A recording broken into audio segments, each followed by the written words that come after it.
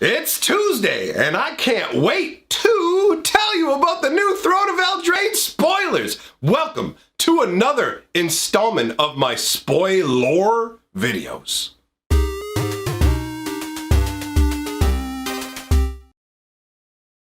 Greetings, owners of fine luxury cardboard rectangles. I hope that the day finds you well. We are here again to talk about more interesting cards from what is shaping up to be one of my favorite sets of all time, let alone the last few years. Honestly, I am absolutely loving Throne of Eldraine. There is so much flavor and goodness in this set that I can't help myself. I just want to keep talking about all of these cards. So, with no further ado, let us start to talk about the cards. We're going to start out with a big old rock flinger. We've got Brimstone Trebuchet. This is 1 red, 2 colorless for an artifact creature wall. So there is actually walls for the big bad wolf to blow down. So we've got Defender and Reach. Tap it to do 1 damage to each opponent.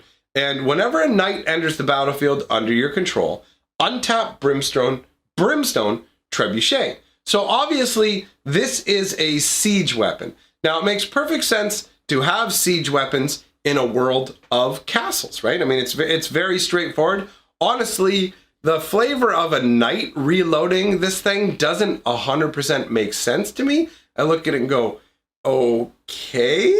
And it dealing 1 damage to each opponent when it's just flinging 1 rock, again, I feel like the flavor of this one doesn't tie together perfectly, but it's been a while since we've seen something like this. I mean, back in the original days, a long time ago, Antiquity style, we had like Grape Shot Catapult, right? And that would do damage to a flyer. Well, this one does damage to your opponents. I like the fact that while it doesn't do damage to flyers, it does have reach and can block flyers. So in another way, it is firing stones. You want to fly over my castle? Get wrecked. So, I mean, in terms of the artwork, we have an interesting perspective here where we're down on the ground. We're very low to the ground with this angle, looking upwards at the trebuchet. It is in mid-fling where you can see the arm has whipped forwards and released its payload being a gigantic flaming rock or whatever it is that's set on fire. It might be a giant flaming sack of something intended to set buildings on fire, whatever it is. You can actually, weirdly enough, see another rock. If you look up above the castle, you can see one flying off in another direction. So presumably they have multiple of these, which would explain the damage to each opponent, but then each trebuchet would do that. So again, it kind of falls apart. Overall, the artwork doesn't excite me, but I like the card conceptually. I look at the artwork, it's like, okay, you've got the one knight who's like, fire, with his sword out, right? Maybe he hacked the rope. I don't know. I don't know exactly how they do it. How much rope do you go through firing the trebuchets? Like, that's a good question. Do you have to slash a piece of rope every time these fire? Or do you pull some kind of lever? That's something that I don't actually know. Moving on, we've got an incredible green card. Once Upon a Time. 1 green, 1 colorless. If this spell is the first spell you've cast this game, you can play it for free. If you get this in your starting hand, it's a give me. It's a freebie. That's dirty. Free magic spells are gross. So, look at the top 5 cards of your library. You may reveal a creature or land card from among them and put it into your hand. Put the rest on the bottom of your library in a random order. I love it. I absolutely love this card. I'm a heavy mono green boy. So this right here fits perfectly for me. I think this is a fantastic card. And the artwork is really cool. It shows like, I'm not sure if this is like a human knight with some kind of metal helmet on his head and he's looking away from us, or if this is some kind of like half man, half beast warrior. I kind of feel like it's a knight charging off on a quest though. The artwork is really inviting and off-putting at the same time. I really like the colors, but it just looks like this guy is going to march off to his doom.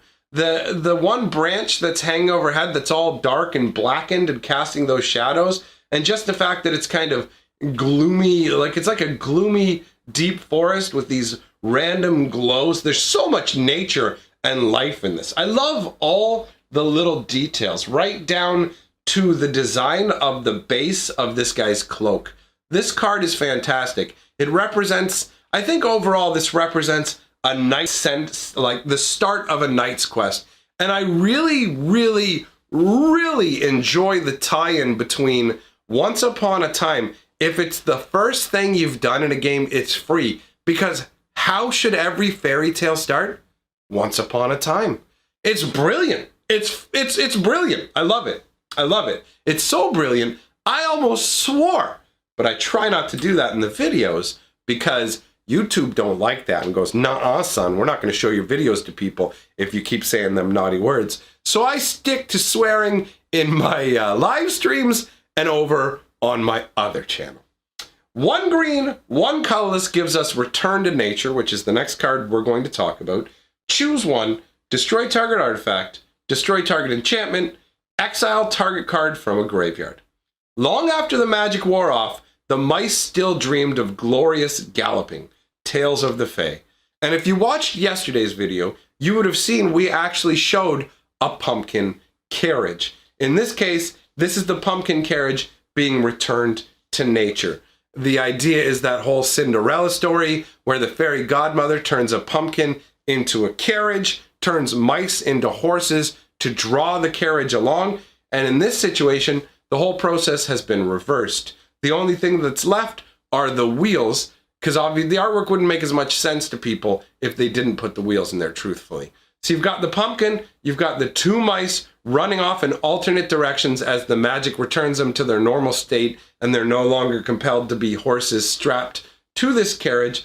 It's late in the night, which makes perfect sense because that's exactly when Cinderella's fairy godmother magic got undone, right? It's like the strike of at the strike of midnight, when the clock strikes midnight, the enchantment will be undone.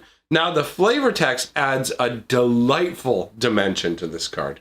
Long after the magic wore off, the mice still dreamed of glorious galloping. So even when returned to their normal form, they still remember their time as a horse and enjoyed the prancing and running that they did, galloping along, the power in their bodies.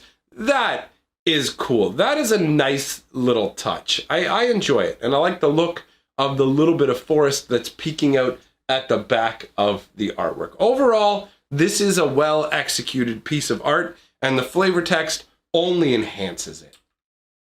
Then we've got the Rowan from the Planeswalker deck. Rowan, Fearless Spark Mage. 2 red and 3 colorless for a 5 loyalty Planeswalker. +1, up to 1 target creature gets +3/+0 and gains first strike until end of turn.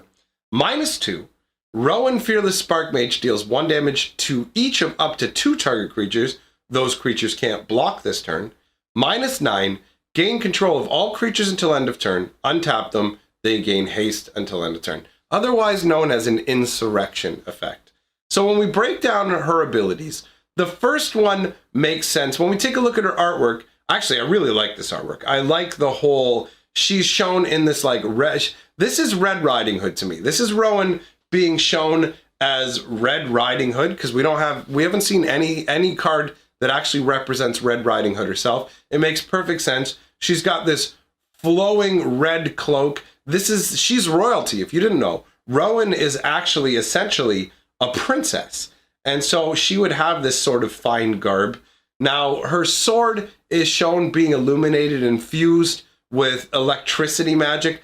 What I like as well is you can see in the artwork, there are these gigantic spiky thorns all around her. She's almost framed by them. You can see them on the left and the right hand side.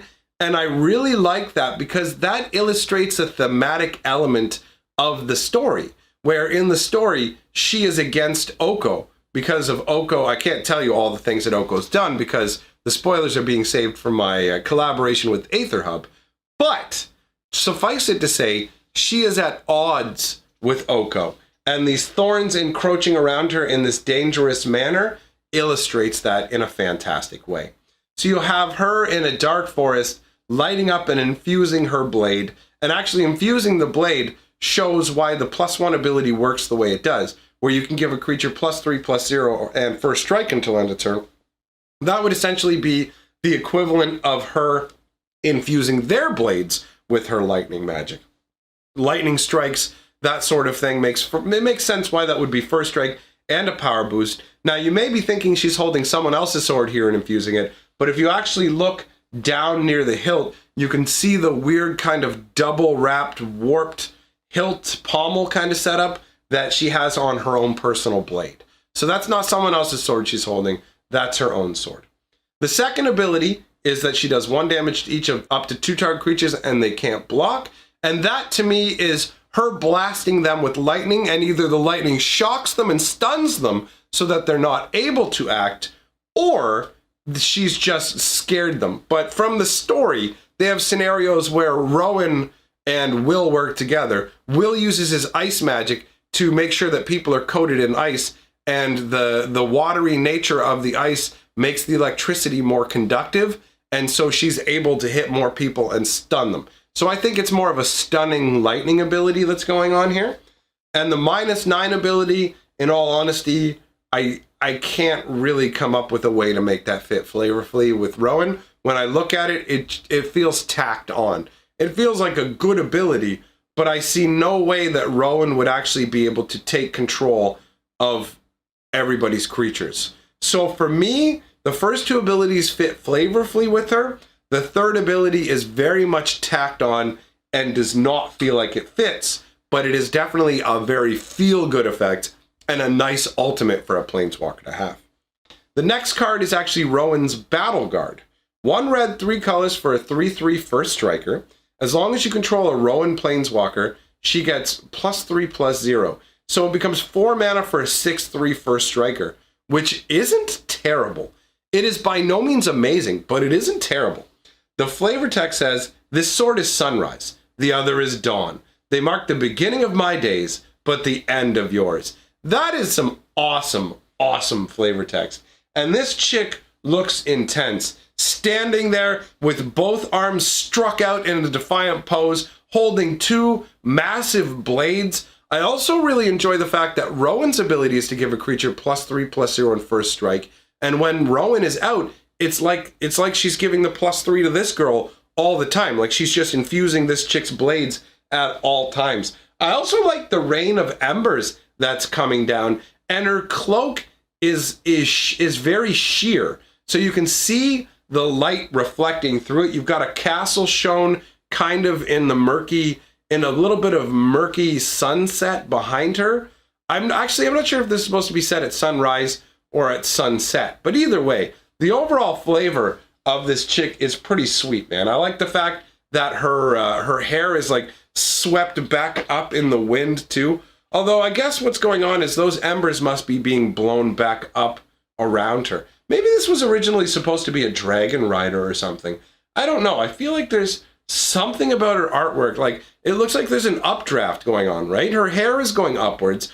The cloak is billowing up and backwards. There are a bunch of embers flying upwards. So I don't know, is she leaping down from something? Or is she supposed to be borne aloft by a dragon that's descending? Is this possibly repurposed art? I mean, it's definitely got a Throne of Eldraine feel because the castle's in it. But what this artwork was originally supposed to be? I wonder. Well, let's move on. Next up, we have Rowan Stalwarts. 1 red, 4 colors for 5/2 human knights. When it enters the battlefield, you may search your library and or graveyard for a card named Rowan Fearless Spark Mage, reveal it, and put it into your hand. If you search your library this way, shuffle your library.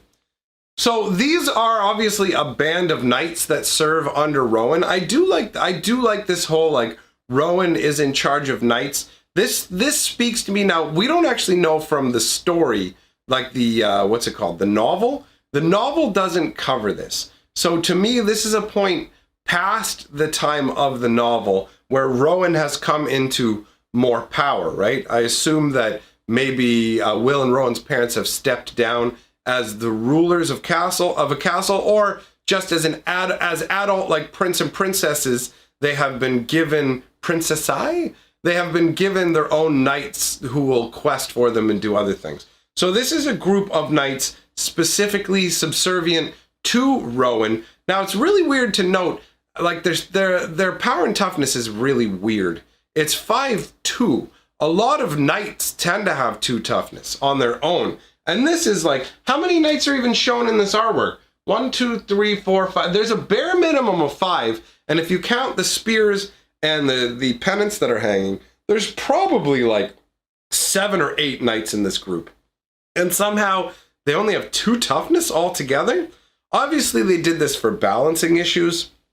But from a flavor perspective, it doesn't make any sense. It's very, very illogical. Like, are you kidding me? Like, what? So the artwork's cool, though. You can see them. They are off on a questing. They're a very tight-knit band, too, right? And you can see them. They're in front of a castle that they're departing from. The castle with all the dark clouds behind it has kind of a gloomy feel to it. It's almost like they are being sent out to quest in times of dire need. It certainly does a great job of showing a group of knights and the fanfare that would be involved with them heading along. They've got all their armored horses, a variety of different helmets and weapons wielded by them. Overall, not too shabby a piece of artwork. Not the most mind-blowing either. It's like, okay, it works. It's serviceable. Not amazing, but serviceable. After that, we've got Shambling Suit. 3 colors for a 0-3 artifact construct. And its power and toughness are equal to the number of artifacts and or enchantments that you control. And the artwork shows this shambling suit of armor wandering through an incredibly misty, foggy, dense forest. You can see there's a gigantic, like, it's either a fallen tree or a massive tree root or something like that, that the shambling suit is stepping over. And actually, it looks like some of the vines are reaching up around it. I don't know if this was originally meant to be an artifact destruction spell and they repurposed it, because it really does look like nature is rising up and claiming it, and it looks all broken apart and rusted, with even some vines growing on the fingers. Although that could actually just be them growing on the shambling suit of armor. I mean, shambling sounds like it moves slowly, and if it's moving through like really misty kind of areas, then there's going to be moisture in the air for these plants to feed off of as well, right? And it's shown as a really old, rusty suit of armor. It's got a cool, it's almost like a ghost possessed suit of armor. You can see it striding along with that axe there. It's interesting to note that by itself it's just a 1-3, so that axe would be fairly dull. I mean, you read it as a 0-3, but it counts itself, right? So it's going to be a 1-3 bare minimum. But I am having a hard time getting past